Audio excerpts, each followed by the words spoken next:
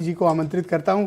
राकेश जी, ये आपको कैसे पता कि कोई व्यक्ति खड़ा था और वो पवन खेरा के या जो भी कांग्रेस के लीडर थे उन पे कट्टा लगाया था और कट्टा लगाकर बुलवाया गया? तो जब कट्टा हट गया तब तो सच्चाई बता देनी चाहिए थे।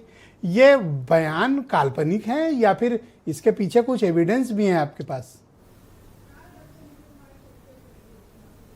देखिए ब्रजेश जी, कट्टा तो संस्कृति है, कट्टा संस्कार है, कट्टा इनकी पहचान है। शासन में जब तक रहे हैं तब तक कैसे कट्टों की फैक्ट्रियां चलती थी। याद करिए, बॉलीवुड ने एक फिल्म भी बनाई थी, हालांकि वो उत्तर प्रदेश को लेकर के बनाई थी, लेकिन वो कट्टों का व्यापार बिहार तक चलता था।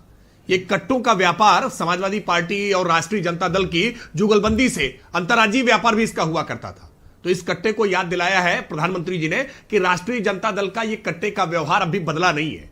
कांग्रेस पार्टी के शीर्ष नेता है राहुल गांधी, और मुझे यह भी बड़ा आश्चर्य लगता है जब दो पार्टियों का गठबंधन होता है तो शीर्ष नेता मिलकर के बात करते हैं। आज उत्तर प्रदेश में भारतीय जनता पार्टी के शीर्ष नेताओं के साथ मुलाकात होती है, जेपी नड्डा जी के साथ मुलाकात होती है, ओम प्रकाश राजभर जी की, संजय निषाद जी की, अनुप्रिया पटेल जी की, नरेंद्र मोदी जी के साथ मुलाकात होती है, अमित शाह जी के साथ मुलाकात होती है और निर्णय होता है। लेकिन तेजस्वी जी की मुलाकात से राहुल गांधी के साथ निर्णय के समय में नहीं होती है, वहां पवन खेड़ा को भेज दिया जाता है।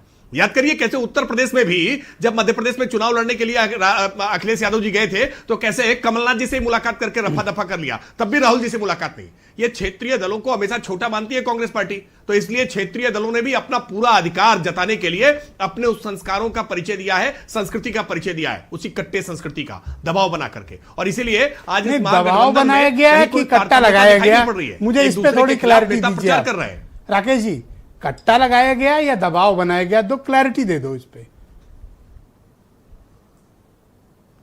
देखिए, मैंने कहा ना कि मैंने कट्टा शब्द तो उस संस्कृति को याद दिलाता है, बिहार इसका मतलब कट्टा नहीं लगाया गया कि कैसे राष्ट्रीय जनता दल का कट्टे के साथ कैसा उनका सरोकार है, कैसे उनका साथ कट्टे का व्यवहार है। देखिए, अभी पवन खेड़ा जी बतावें कि कट्टा लगाया गया कि नहीं लगाया गया।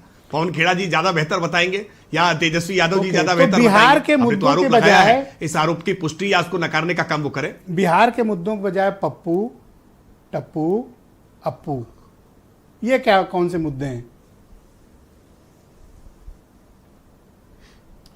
देखिए, पप्पू, टप्पू या अप्पू जो कहा है, निश्चित तौर पर गांधी जी के 3 बंदरों की याद दिलाई है।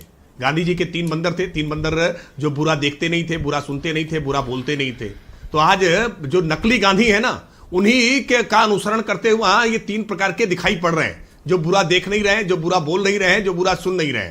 लेकिन सच बात यह है कि उनके भीतर कितनी बुराई है, कैसे जातिवाद से आज भी बिहार को जकड़े रखने की पुरजोर कोशिश कर रहे हैं, कैसे मजहबी दीवारों को खड़ा करने के लिए, मजहबी गोलबंदी करने के लिए कैसे पुरजोर कोशिश कर रहे हैं, कैसे आज भी वही अजगर के समीकरण, भूरा बाल साफ करो के समीकरण, वही MY के समीकरण, उसी में बिहार को जकड़ने की कोशिश कर रहे हैं। कैसे आज भी इन अपराधियों के हाथ में पार्टी की कमान देकर के उनको फिर कैंडिडेट बना करके कोशिश कर रहे हैं।